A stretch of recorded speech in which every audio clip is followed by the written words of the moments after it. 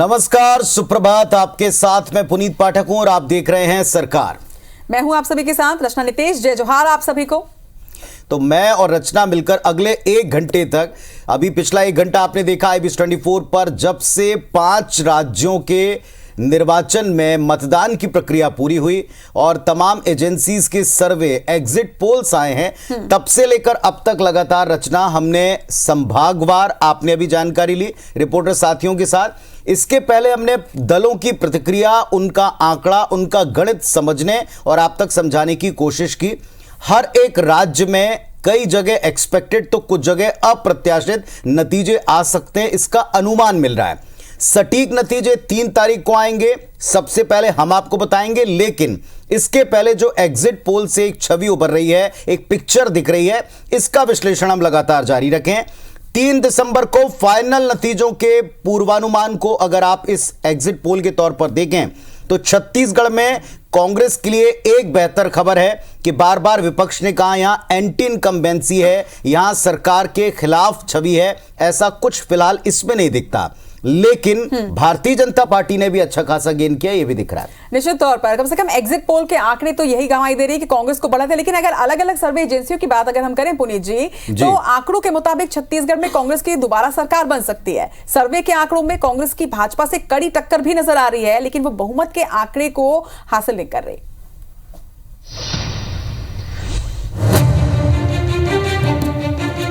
5 राज्यों में वोटिंग खत्म होने के बाद सभी की नजरें आज अलग अलग न्यूज एजेंसियों के सर्वे पर थी और आखिरकार सभी न्यूज एजेंसियों के एग्जिट पोल सामने आ चुके हैं।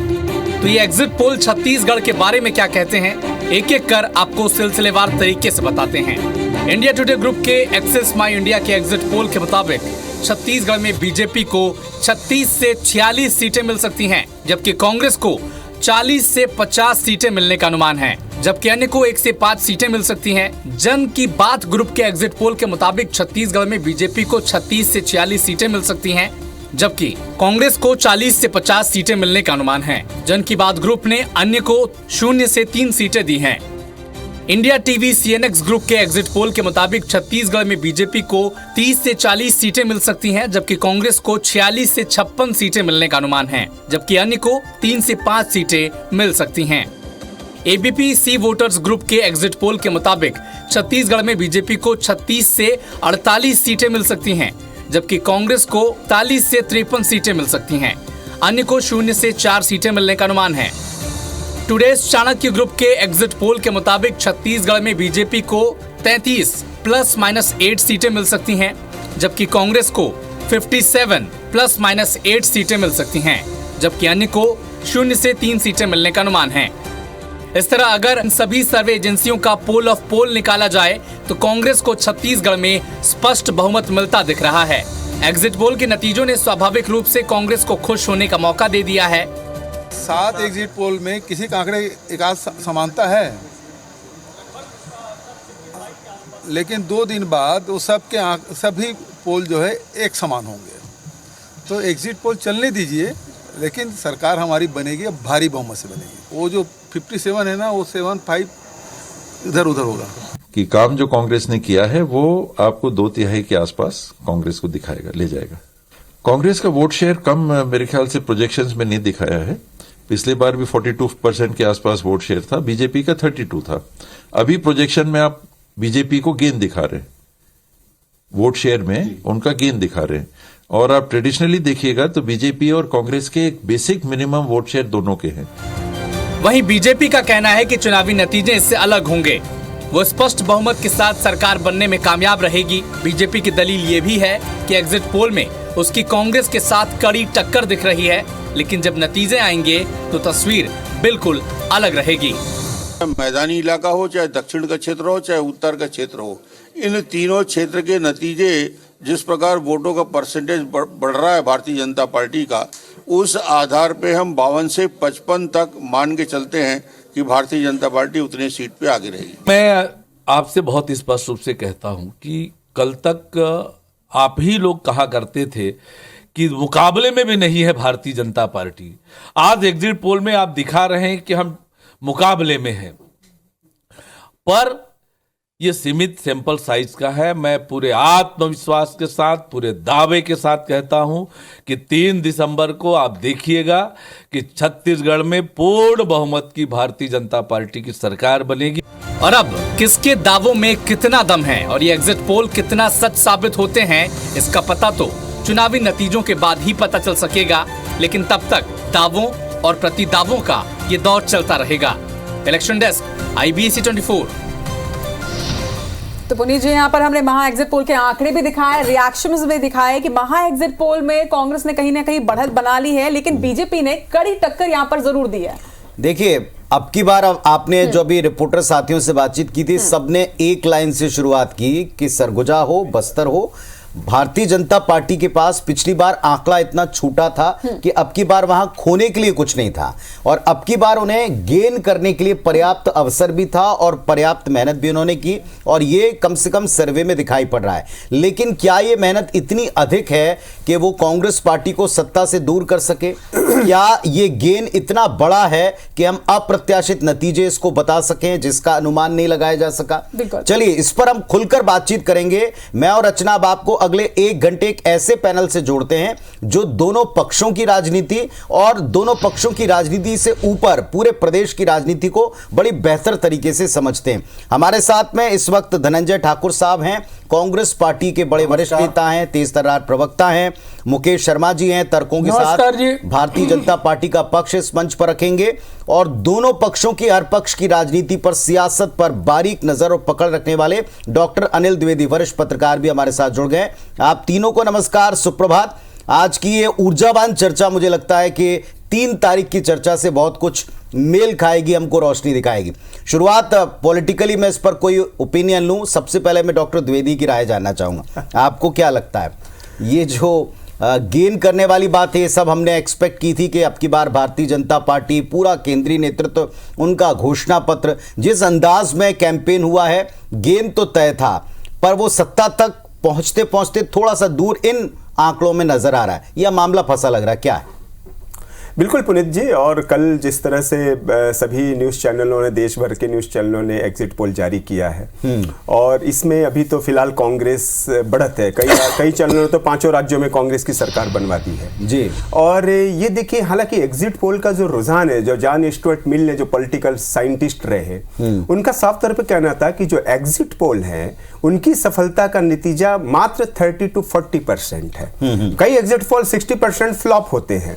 पिछली बार जो एग्जिट पोल आए थे 2018 में, उसमें जो सबसे एग्जिट पोल था वो देश के एक नामी चैनल ने जारी किया था, और उसमें वो बिल्कुल सटीक बैठा था। उसने कहा था कि 67 सीट कांग्रेस की आएगी, और वो एग्जिट पोल बिल्कुल सही हुआ था। लेकिन बाकी जो 9-10 चैनल थे पूरी तरह धराशायी हो गए थे। IBC 24 भी एक सही आंकड़े तक पहुंच गया था।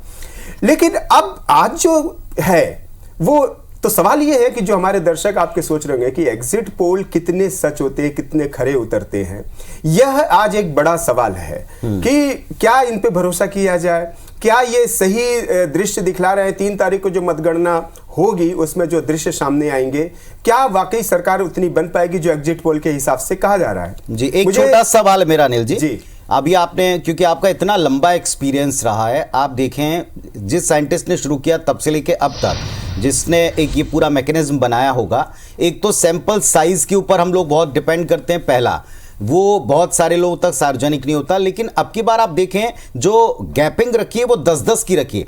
कल हमने कई वरिष्ठ पत्रकारों से जब बातचीत की तो वो ये कह रहे थे कि 10-10 की गैपिंग, भाई 2, 4, 5 का समझ में आता, कुछ ने तो 20 का बीच का गैप लिया, तो और दोनों पक्षों को टच दिखाया सत्ता पक्ष से। कितना भरोसा करें, ये सवाल कल से उठ रहा है। देखिए पुनीत, हम लोग भी सैंपल कर लेते हैं, सर्वे साइट देखते हैं इस पर। मुझे याद है कि मैं जब ट्रेनी जर्नलिस्ट था तो मुझे बाड़मेर भेजा गया राजस्थान में, और वहां से जो CP जोशी थे, कांग्रेस के केंद्रीय मंत्री, वो चुनाव लड़ रहे थे। उनका एक तरह से हमको एक निकालना था, तो मालूम पड़ा कि हमने अगर वहां से 2500 सैंपल साइज लिए, और सैंपल साइज में जो बात कही गई, जैसे क्वेश्चनर बहुत मायने रखते हैं, रिसर्च मेथड आपने क्या लिया, फिर सांख्यिकी कौन सी इस्तेमाल की, फिर सवाल किस तरह से पूछे गए, और उनके रिप्लाई क्या है, ये सारे मिला करके एक सर्वे सैंपल सफल होता है।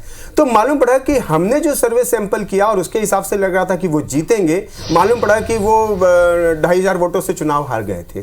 तो ये चीजें, रिसर्च मेथड मेथड आपने कौन सा इस्तेमाल किया और किस तरह से सैंपल साइज की ली, इस पर डिपेंड करता है। और इसीलिए कोई भी रिसर्च मेथड एग्जिट पोल सफल होता है और उसके पीछे असफल की धारणा भी है।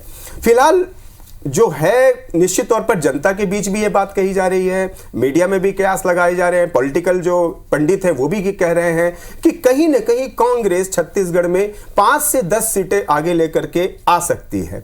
और ये निश्चित तौर पर सब कुछ सामने आ गया है और ये जो चीजें हैं वो तो 3 दिसंबर को ही आएंगी। पुनीत, मुझे एक समय दीजिए, आपके दर्शकों को एक बहुत अच्छी कविता इसी एग्जिट पोल पर मैं बताना चाहूंगा। दुष्यंत कुमार की ये कविता थी कि, और उन्होंने कहा था कि तू न समझेगा सियासत, तू अभी नादान है, एक गुड़िया की कई कठपुतलियों में जान है। ये जो एग्जिट पोल है इसके लिए ही उन्होंने ये लाइन यूज की थी कि एक गुड़िया की कई कठपुतलियों में जान है, आज शायर ये तमाशा देख कर हैरान है। एक गुड़िया की कई कठपुतलियों में जान है और खास सड़कें बंद हैं तब से मरम्मत के लिए, वे हमारे वक्त की सबसे यही पहचान है। एक बूढ़ा आदमी है मुल्क में या यूं कहो, इस अंधेरी कोठरी में एक रोशनदान है। फिर आगे वो लिखते हैं कि मसलहत आमेज होते हैं सियासत के कदम, तू न समझेगा सियासत, तू अभी नादान है। कल नुमाइश में मिला था वो चीथड़े पहने हुए, मैंने पूछा नाम तो बोला कि हिंदुस्तान है। तू न समझेगा ये सियासत है, देखिए, और एक गुड़िया की कई कठपुतलियों में जान। तो अभी मैं इसमें थोड़ी सी एक चीज और देख रहा हूं कि अभी सबकी जान सांसत में है, कई गुड़ियाओं में तो है लेकिन सांसत में है। फिलहाल सभी मुस्कुरा रहे हैं और सभी बड़े कॉन्फिडेंट हैं और ये अभी दायित्व भी है। धनंजय के पास आते हैं। धनंजय जी अपनी बात रखेंगे। रचना, धनंजय जी, मेरा ये सवाल आपसे है कि देखिए अभी तक आप लोग 75 पार की बात कर रहे थे, 75 प्लस की बात कर रहे थे, लेकिन अगर आंकड़ों की हम बात करें तो सारे एग्जिट पोल का जो निचोड़ एक निकलता है, जो महा एग्जिट पोल के नतीजे सामने आ रहे हैं, उसमें इसके उलट वो 75 वो 57 नजर आ रहा है। क्या ये सत्ता विरोधी लहर तो नजर नहीं आ रही कहीं? देखिए, सबसे बड़ी बात आप ये देखेंगे कि जितने भी सर्वे आए हैं, जितने भी एग्जिट पोल के रिपोर्ट आए हैं, सारे कांग्रेस के पक्ष में, और प्रदेश की जनता भी कांग्रेस के प्रति रुझान हमेशा दिखाते रही है। और सबसे अगर हाईएस्ट की हम बात करते हैं तो 57 सीट एक सर्वे की रिपोर्ट बता रही है। लेकिन मुझे ऐसा लगता है कि सर्वे के जो सैंपल साइज है अगर तो उसको बड़ा किया जाए, जैसे कल एक चैनल में बैठा हुआ था तो मैंने उनसे पूछा जो सर्वे करने वाले थे कि आपका सैंपल साइज क्या है, तो उन्होंने कहा कि 2 से 3-4% हर विधानसभा में है, जबकि 76% मतदान हुआ है। अगर एक विधानसभा की अगर हम बात करते हैं तो लगभग 2 लाख 2.25 लाख मतदाता होते हैं। अगर वहाँ 1.5-2% 3% में लेके आप सर्वे करते हैं तो मुझे ऐसा लगता है कि सैंपल साइज और उसके बड़ी होनी चाहिए।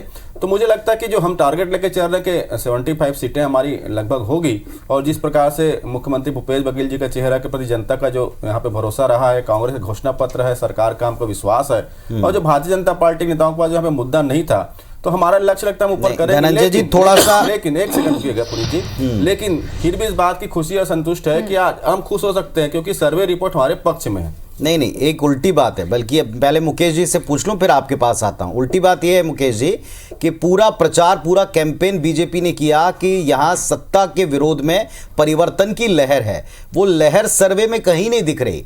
ये हम ये कहें एंटी इनकम्बेंसी ने काम किया, ऐसा सपोर्ट आपको नहीं दिख रहा।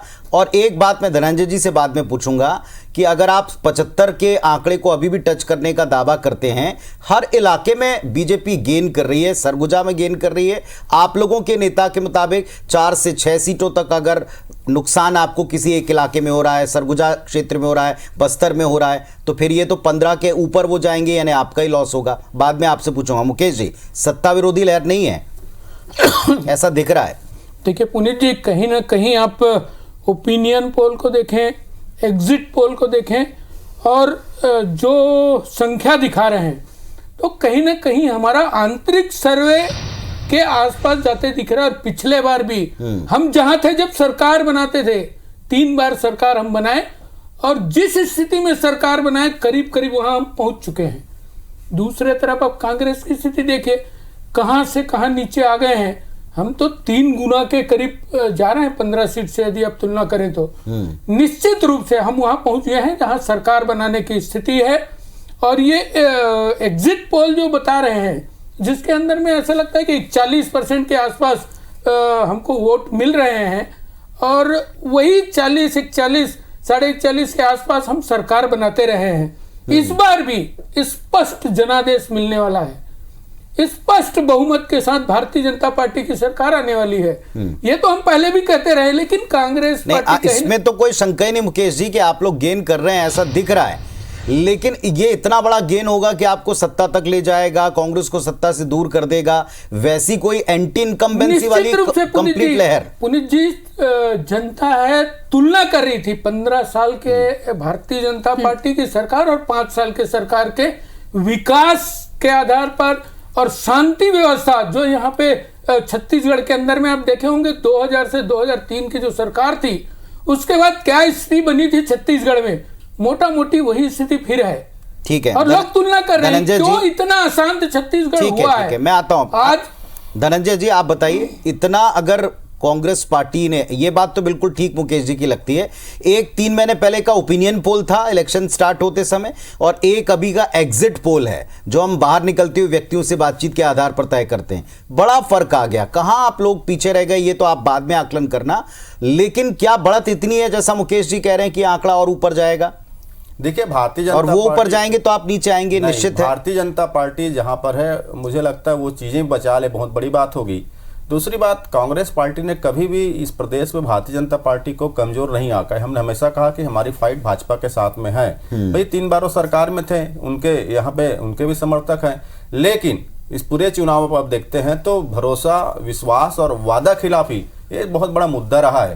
भरोसा भूपेश बघेल की सरकार के प्रति जनता का रहा है, और वादा खिलाफी जो भारतीय जनता पार्टी का रहा वो है। इसीलिए तो मोदी जी को आके गारंटी की बात, मैं तो सिर्फ ये कह रहा था कि आप कह रहे हैं कि अगर हम 75 टच करेंगे तो फिर उनका कहाँ कोई फायदा होगा, अगर उनका लाभ हो रहा तो फिर आपको 75 का नीचे का आंकड़ा वहीं, और कल हम देख रहे थे 60+ पे आ गए थे तमाम नेता। नहीं, मैं अभी भी कह रहा हूँ, कल भी माननीय मुख्यमंत्री भूपेश अभी भी कह रहे हैं 75 जो मुख्यमंत्री जी ने कहा। निश्चित तौर पर। अनिल जी एक बात इसी पर आप बात बताइएगा, सत्ता विरोधी लहर तो कम से कम इसमें नहीं दिख रही, और ये न केवल यहां बल्कि राजस्थान में देख लें, बल्कि मध्य प्रदेश में देख लें, सत्ता विरोधी लहर नहीं, ऐसा इंडिकेट हो रहा है। बिल्कुल पुनीत जी, आप कल एग्जिट पोल जो आए उसमें जो वोट प्रतिशत है कि कांग्रेस कितने वोट प्रतिशत के साथ आगे बढ़ रही है, हाँ। और उसमें हमने देखा था कि शायद -30, बस इतना ही अंतर है दोनों के बीच में। तो ये सत्ता विरोधी लहर बिल्कुल नहीं हो सकती। जब सत्ता विरोधी लहर होती है तो आप देखिए 2018 के चुनाव में 1 से 2% वोट जो है कन्वर्ट हो जाते हैं, पिछली बार हुए, और उसके चलते ही कांग्रेस जो है 68 सीट तक 68 गई थी। तो बेसिकली एक तो जो परसेंटेज है वोटों का वो बिल्कुल बहुत कम है, 30% के आसपास है, इतने में ही कांग्रेस गेन कर रही है आगे। मैं एक बात और कहना चाहूंगा कि छत्तीसगढ़ कांग्रेस बेल्ट स्टेट है। हम इसको साबित कैसे कर सकते हैं? आप पिछले 4 चुनावों के सीटों के आंकड़े देख लीजिए। बीजेपी सबसे लोएस्ट गई 14 सीट, कांग्रेस सबसे लोएस्ट रही 34 सीट, यानी 20 सीटों का अंतर लोएस्ट में है। आप हाईएस्ट देख लीजिए, कांग्रेस चली गई 72 तक, बीजेपी पहुंची थी 52 तक, हाईएस्ट में भी 20 सीट का अंतर है। सरकार भले ही बीजेपी की बनती रही, लेकिन 20 सीटें ऐसी रही जो राउंडेबल हैं, जो बीजेपी उनको कभी अप्रोच छू भी नहीं पाई। और इसके पीछे का उदाहरण मैं आपको बताऊं कि बीजेपी ने जो सबसे पहली लिस्ट जारी की वो भी 20 सीट ही जारी की। उनको मालूम है कि 20 सीट हमको पकड़ना पड़ेगा। नहीं, उनकी स्ट्रेटेजी बड़ी काम की रही, इसमें तो कोई शंका नहीं। उनका प्रचार बड़ा एग्रेसिव रहा, उनके फेसेस बड़े प्रोमिनेंट पूरे देश में, इसमें कोई शंका नहीं। उनकी रणनीति में स्वयं शाह साहब ने पर्सनल इंटरेस्ट यहां लिया, यह भी साफ स्पष्ट दिखाई पड़ा। लेकिन अगर इन सब के बावजूद कांग्रेस पार्टी के खिलाफ वो सत्ता विरोधी वैसी लहर पैदा नहीं कर पाए, अगर ये कन्वर्ट होता है नतीजों में, अगर कांग्रेस आती है, तो भी एक बात है कि गेन तो किया और बहुत बड़ा गेन किया, लेकिन सत्ता से थोड़ा सा दूर हैं या एकदम पहुंच गए या ऊपर निकल गए, ये एक बात रहेगी। एक बड़ी खबर, एक दो छोटी चीजें जी। अच्छा, आप एक छोटी बड़ी खबर आपको दर्शकों तक पहुंचा दूं मैं। रायपुर से इस वक्त हमको एक रिएक्शन मिला है बड़ा। नेता प्रतिपक्ष नारायण चंदेल का बयान इस वक्त सामने आ रहा है। एग्जिट पोल को लेकर के सबके रिएक्शन है। एग्जिट पोल के बाद नेता प्रतिपक्ष नारायण चंदेल का रिएक्शन सामने आया। छत्तीसगढ़ की जनता का आशीर्वाद बीजेपी को मिला है। जाहिर तौर पर बीजेपी के बड़े नेताओं के ऐसे ही रिएक्शंस हैं। कल से बीजेपी की स्पष्ट बहुमत की सरकार बनेगी। 3 तारीख को असल नतीजे आएंगे, ये रिएक्शन है। छत्तीसगढ़ की जनता का आशीर्वाद मिला है, स्पष्ट बहुमत के साथ सरकार बनाएंगे। प्रदेश की जनता भूपेश सरकार की विदाई चाहती है। वही दावे हैं पुराने, और लगातार इस एग्जिट पोल के बाद भी दावे पर कायम है बीजेपी। बिल्कुल पुनीत, अगर आपको याद होगा तो कल प्रदेश अध्यक्ष जो हैं बीजेपी के, उन्होंने भी, अरुण साहब ने भी ये बयान दिया कि कुछ महीने पहले तक के जो कांग्रेस कह रही थी कि हम कहीं मुकाबले में ही नहीं है, वो अब मुकाबला मान रही है और कड़ा टक्कर मान रही है, और एग्जिट पोल के नतीजे भी इसी तरह के दिखा रहे हैं। तो ये तो निश्चित तौर पर ये हमारी अपने आप में जीत है, और जब नतीजे आएंगे 3 तारीख को तो निश्चित तौर पर स्पष्ट बहुमत की सरकार बनाने की वो भी बात कह रहे हैं। रिएक्शन सुनवाते हैं नारायण चंदेल का। हमारा आकलन है और हमारा सुस्पष्ट मत है कि छत्तीसगढ़ प्रदेश की जनता का आशीर्वाद भारतीय जनता पार्टी को प्राप्त हुआ है और प्रदेश में भाजपा की स्पष्ट बहुमत के साथ में सरकार बनेगी। प्रदेश की जनता भूपेश सरकार की विदाई चाहती है। हमारा आकलन है और हमारा सुस्पष्ट मत है कि छत्तीसगढ़ प्रदेश की जनता का आशीर्वाद भारतीय जनता पार्टी को प्राप्त हुआ है और प्रदेश में भाजपा की स्पष्ट बहुमत के साथ में सरकार बनेगी। प्रदेश की जनता भूपेश सरकार की विदाई चाहती है। चलिए, तो प्रदेश की जनता सरकार की विदाई चाहती है और जनता का आशीर्वाद बीजेपी के साथ है, ये साफ तौर पर कहना है नेता प्रतिपक्ष का। मुकेश जी, जनता का आशीर्वाद मिलने की बात जो आपके नेता कह रहे हैं, क्या लगता है कि इसकी सबसे बड़ी वजह क्या है कि जो जिस तरह का से मोदी की गारंटी वो काम कर गई प्रदेश में? देखिए, निश्चित रूप से भारतीय जनता पार्टी 2018 के बाद से जब हमारी सरकार गई थी तब से लेके लगातार नीचे तक जाके संगठन के माध्यम से, हमारे कार्यक्रमों के माध्यम से जनता से जुड़े रहे। उसके बाद सरकार की कमियों को लेके, सरकार के वादा खिलाफी को लेके लगातार हम सड़क से लेके सदन तक बातचीत करते रहे, आंदोलन करते रहे, आवाज उठाते रहते। और इस जब चुनाव शुरू हुआ, आप देखे होंगे, तो हमारा पूरा ध्यान, पूरा फोकस उन्हीं क्षेत्रों में थे जहां हम पिछले बार कमजोर थे, चाहे वो सरगुजा संभाग हो, चाहे वो बस्तर संभाग हो। और आप देख रहे होंगे कि अभी जो एग्जिट पोल आ रहे हैं और जो आंकड़े दिखाए जा रहे हैं, तो कहीं ना कहीं दोनों क्षेत्र में हमको स्पष्ट लाभ हो रहा है, स्पष्ट रूप से हम उसमें नहीं, आगे बढ़ रहे हैं। रचना जो सवाल पूछ रहे हैं मुकेश जी, दरअसल आपका पूरा एक था सरकार की कमियों को, नाकामियों को गिनाने वाला, जैसा आप कह रहे हैं वो कैंपेन का हिस्सा था। दूसरा हिस्सा आपके केंद्रीय नेताओं का था गारंटियों वाला, और उसमें कुछ की फैक्टर साबित हुए हैं, जैसे महतारी वंदन, इसका जिक्र करना, ये बड़ा बेनिफिशियल माना गया। हर एक स्टेट में जो बड़े ऐलान थे वो बड़े बेनिफिशियल माने गए। आपका ये वायदा काम कर गया, तो कांग्रेस ये भी कह रही है कि आपने उनका कॉपी किया, उस पर बाद में आऊंगा। लेकिन क्या आपको लगता है ये बड़े नेताओं की ये जो टैक्टिक्स थी, ये जो उनका सोच थी कि आप ऐसा कोई बड़ा ऐलान करें जैसा पिछली बार हुआ था, तो वो काम करेगा?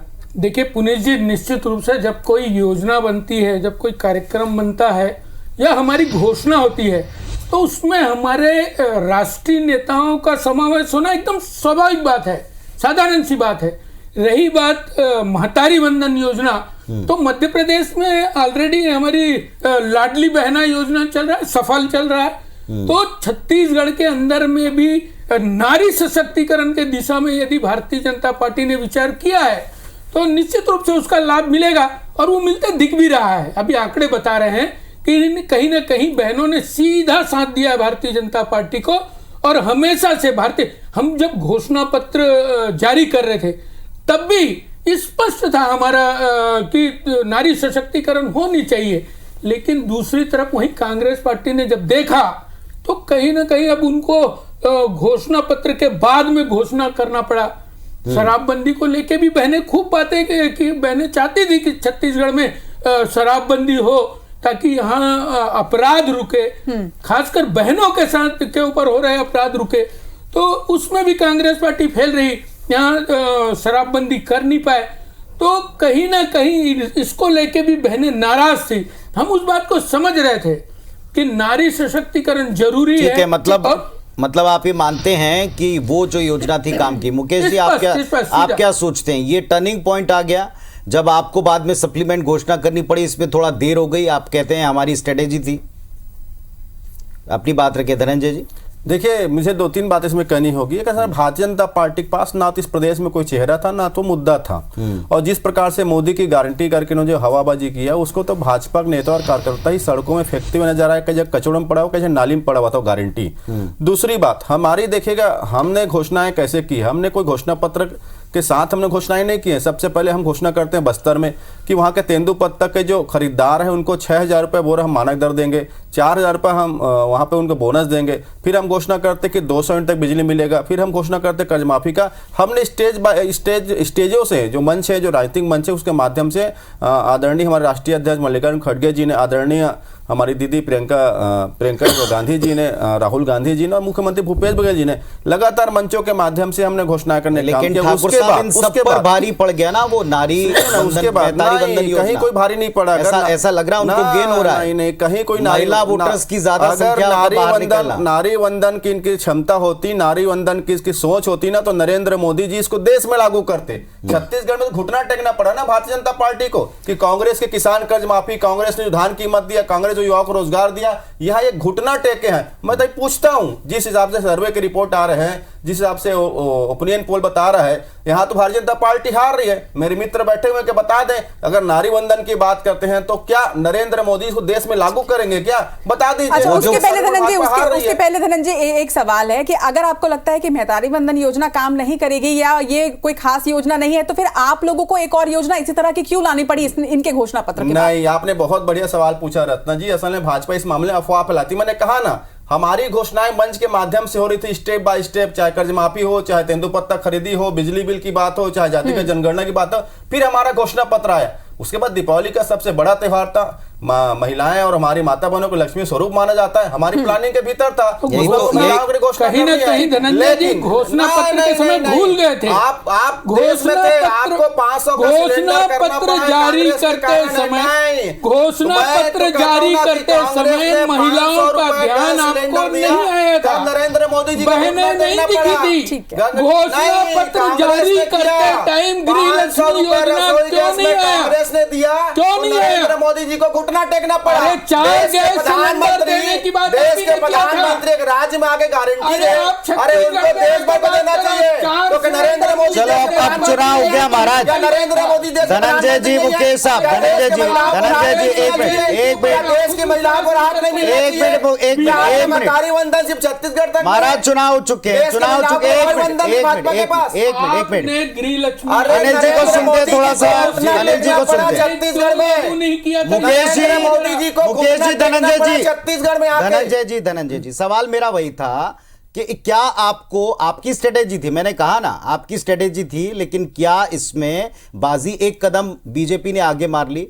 क्या उन्होंने फॉर्म भरवा करके वो कर दिया कि उसका इंपैक्ट ज्यादा पड़ गया? डॉक्टर अनिल द्विवेदी, हम अगर की फैक्टर्स ढूंढें, जैसे पिछली बार किसानों की कर्ज माफी, अब की बार भी कांग्रेस ने वो कर्ज माफी का वायदा किया, लेकिन मेहतारी वंदन सीधे खातों में पैसा मध्य प्रदेश में ऑलरेडी मिलना शुरू हो चुका था, फॉर्म डाल दिए, वो भी ऐसे वक्त पर आपने फॉर्म भरवाने शुरू कर दिए कि लोगों को लगा कि ये पक्का है, पुख्ता है। ये क्या आपको नहीं लगा टर्निंग पॉइंट है, एक बड़ा गेन दे गया बीजेपी को सेकेंड फेज के इलेक्शन में? देखिए पुनीत जी, इस बार का चुनाव 3 चीजों पर लड़ा जा रहा है, नारा, नीति और नेतृत्व। नारा से मतलब है कि कांग्रेस ने संदेश क्या दिया, बीजेपी ने क्या संदेश दिया। नारे में भी आप देखिए कि कहीं ना कहीं कांग्रेस बीच रास्ते में थोड़ा एक्सचेंज मूड में आई, जिसने पहले कहा कि भूपेश बघेल पे भरोसा है, फिर उसने बोला कि नहीं कांग्रेस सरकार के भरोसे है।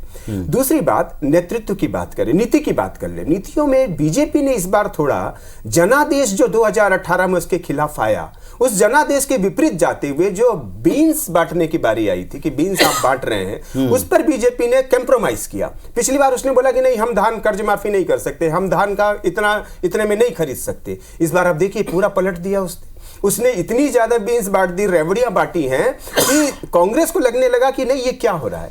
इसलिए जब उसने 13,000 रुपए प्रत्येक विवाहित महिला को देने का वादा किया बीजेपी ने, तो कांग्रेस ने फिर उसमें बैक हुई और उसने फिर आकर के बोला कि नहीं हम 15,000 देंगे। तो नीति में भी कहीं ना कहीं दोनों दल बरोबरी पे बने रहे। अब आए नेतृत्व पे देखिए बीजेपी ने इस बार कई प्रयोग किए। राज्यसभा सांसदों को चुनाव लड़ाया, उसने केंद्रीय राज्य मंत्री तक को खड़ा कर दिया, रेणुका सिंह को। गोमती साय सांसद है लोकसभा से, उनको विधानसभा चुनाव लड़ा दिया। तो सांसदों तक को झोंक दिया कि भाई चेहरा अच्छे होने चाहिए, विश्वसनीय चेहरे होने चाहिए और किसी भी हालत में हमको ये चुनाव जीतना है। लेकिन यहीं पर मैं एक दूसरा पॉइंट बताऊंगा कि ये सारे चेहरे मुख्यमंत्री भूपेश बघेल के नेतृत्व के सामने फीके पड़े एक तरह से। ये इतना राइज्ड नहीं हो सके। ये ठीक है कि अरुण साहू के भरोसे प्रदेश अध्यक्ष के सौरे बीजेपी बहुत आगे गेन की है, अरुण साहू, लेकिन उतना जादू उनका मुझे लग रहा नहीं चल पाएगा जितना मुख्यमंत्री भूपेश बघेल का कद बढ़ा हुआ है।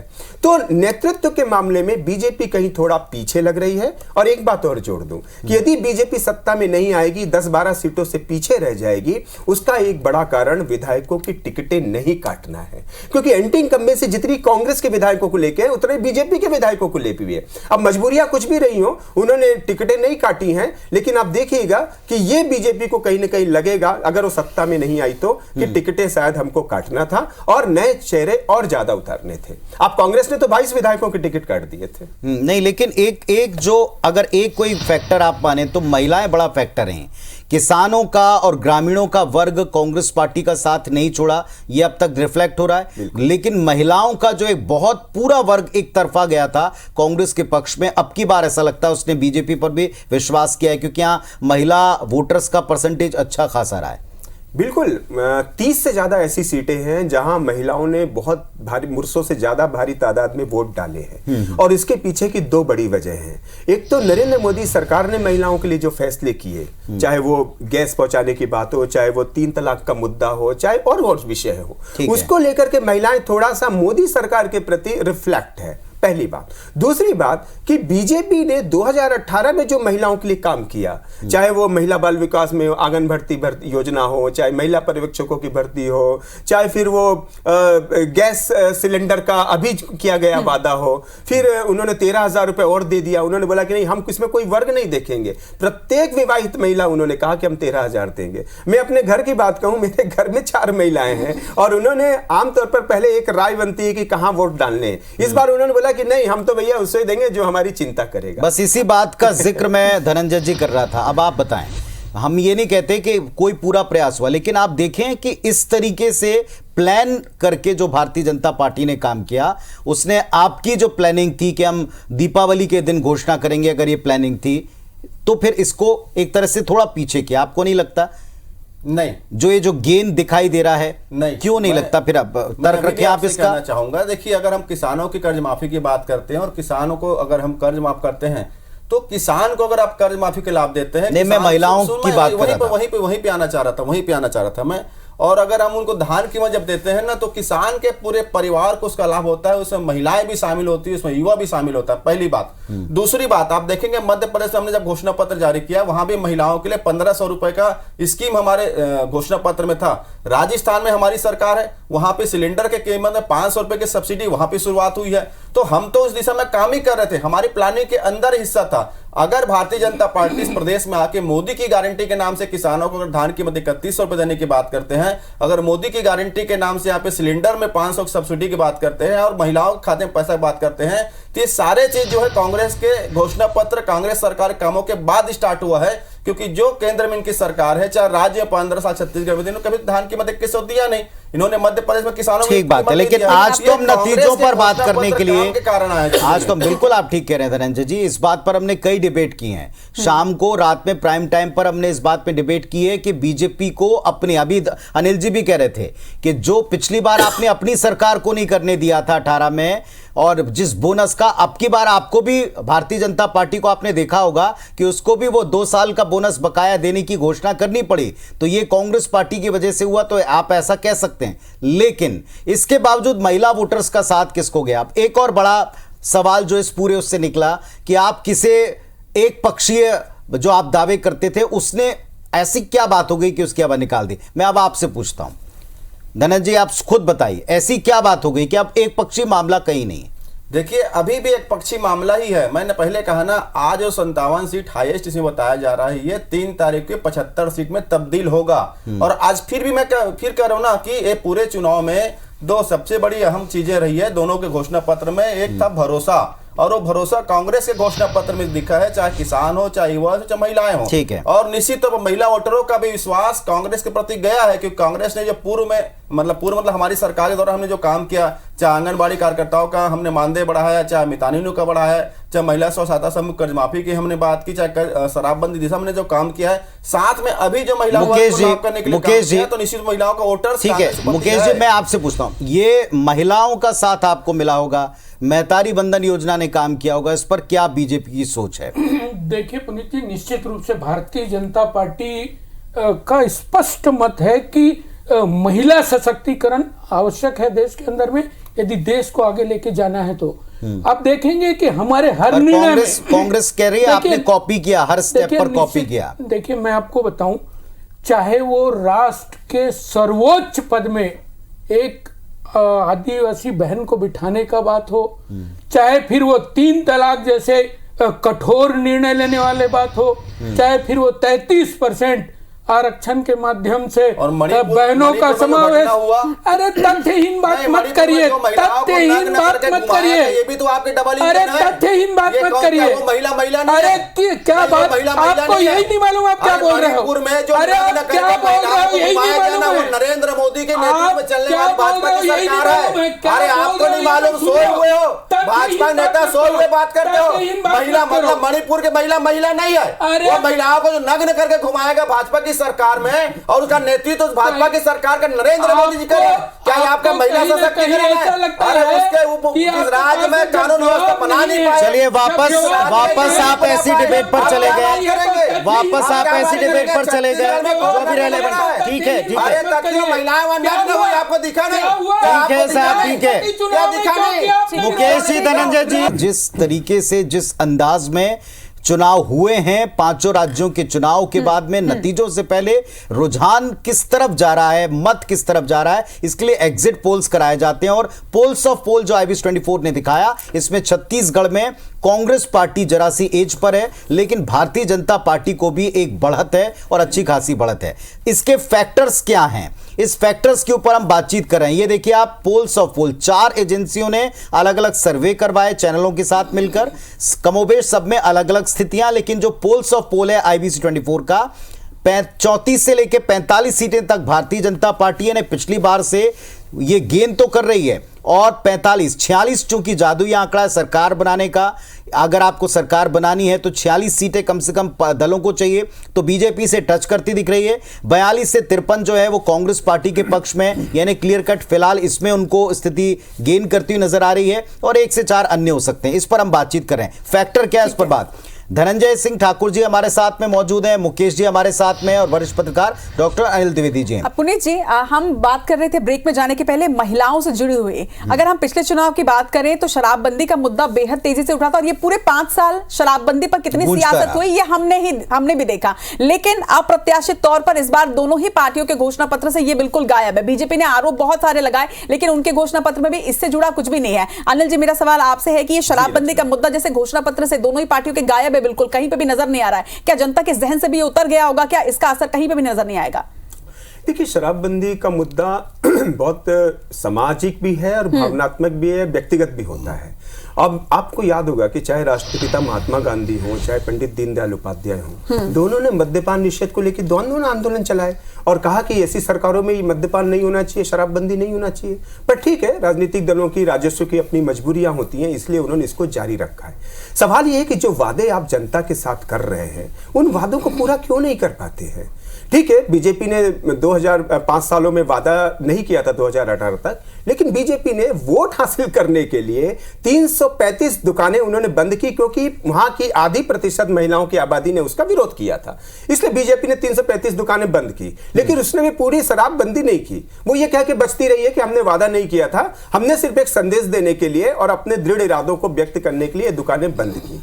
ठीक है। दूसरा फैक्टर, कांग्रेस ने वादा जरूर किया, लेकिन आप देखिए कि उनके ही मंत्री वीडियो वायरल हुए हैं जिसमें वो मद्यपान करते हुए दिखाई दे रहे थे, और वही मंत्री कह रहे थे कि नहीं पर सवाल ये क्या, अब हम जिस मोड़ पे बैठे हुए हैं, आपको लगता है कि इस पूरे मामले में शराबबंदी कोई मुद्दा ही नहीं रहा, अब लोगों के जहन में ही नहीं रहा, क्योंकि एक तरफ उसे वायदा खिलाफी बताने का पूरा प्रयास बीजेपी ने किया और इस पर वो घिरती भी रही कि आपने कभी नहीं किया, वो कहते रहे कि हमने कभी वायदे ही नहीं किया, जबकि मैनिफेस्टो में कहीं ना कहीं उसकी एक लाइन जरूर हुआ करती थी, अब की बार गायब है। तो क्या आपकी बार ये मुद्दा ही नहीं है अनिल जी? नहीं पुनीत जी, ये मुद्दा तो देखिए बना रहेगा, लेकिन क्योंकि इसमें जो 50% आबादी महिलाओं की है ना, वो इससे बहुत परेशान है, वो परेशान है और इसलिए वो चाहती है कि शराबबंदी बंद हो। अब बीच में राजस्व के चलते राजनीतिक मजबूरियां हम समझ सकते हैं, ठीक है, मतलब लोगों के जहन में है, पार्टियों के मैनिफेस्टो से भले गायब हुई हो। बिल्कुल है, लेकिन मैं इतना कहूंगा कि कम से कम स्कूलों के आसपास तो मत खोलिए। ठीक बात, अब इतना मैसेज तो आप दे सकते हैं, अगर कॉलेज की छात्राएं, महिला महाविद्यालय, उनके आसपास में आप एक गैप रखिए शराब भट्टी खोलने की, इतना कम से कम राजनीतिक दल अपना ध्यान केंद्रित कर सकते हैं। एक अंतिम जो हम पूरे चर्चा का निचोड़ निकाल सकते हैं, उसमें किसानों का फैक्टर और ग्रामीण अर्थव्यवस्था से जुड़े हुए पॉइंट्स, या ग्राम ने किसका साथ दिया, गांव में किसका साथ मिला, इस पर हम जरूर चर्चा कर सकते हैं, क्योंकि जिन फैक्टर्स का हम जिक्र कर रहे हैं कि जो इस टैली में रिफ्लेक्ट हो रहा है, उसमें से एक है यहां का किसान। धान के दाम और किसान हमेशा से बड़ा मुद्दा रहा है। धनंजय जी, आपने पिछली बार इसमें बंपर लीड ली थी, अब की बार बीजेपी ने आपको इसमें कड़ी टक्कर दी। देखिए पुनीत जी, असल मायने में मुद्दा के साथ साथ एक जिम्मेदारी जो सरकार की जो होनी चाहिए, वो सरकार ने जिम्मेदारियों का निर्वहन किया है। यहाँ आप देखेंगे छत्तीसगढ़ में लगभग 20,000 से अधिक गांव है और 80% आबादी कृषि कार्य से जुड़ा हुआ, जिसका सोर्स जो आर्थिक का वो धान है, क्योंकि बहुतायत मात्रा में अब धान ही पैदा की जाती है और का मौसम और यहाँ की ज़मीनें और यहाँ की व्यवस्थाएं भी वैसी है। सरकार ने जब इस दिशा में काम किया, देखे कि हम जब 2018 में थोड़ा पीछे चलते हैं, थोड़ा अवसर देंगे तो कि हम देखें कि प्रदेश में 1 लाख करोड़ से अधिक का बजट हो गया, लेकिन इस प्रदेश के 80% आबादी किसान कर्ज में दबा हुआ है, हताश है, परेशान है, उनके उपज कीमत नहीं मिलता। हमने घोषणा पत्र बनाया, हमने कर्ज माफी की बात की, कर्ज माफ भी हमने किया, हम धान कीमत भी दिए। तो आप देखते हैं पूरे प्रदेश को जो स्थिति है, क्योंकि किसान एक उत्पादक के साथ एक उपभोक्ता भी है। जी, समय थोड़ा कम है। आपने कर्ज माफी की बात की तो उन्होंने 2 साल की बोनस की बात कर दी। मैं वही कह रहा हूं कि ये सब चीजें, कर्ज माफी हो चुका है एक बार, हम दूसरे बार कर्ज माफ करने जा रहे हैं। वो बोनस पहले भी नहीं दिए और अब तो सिर्फ वादा है।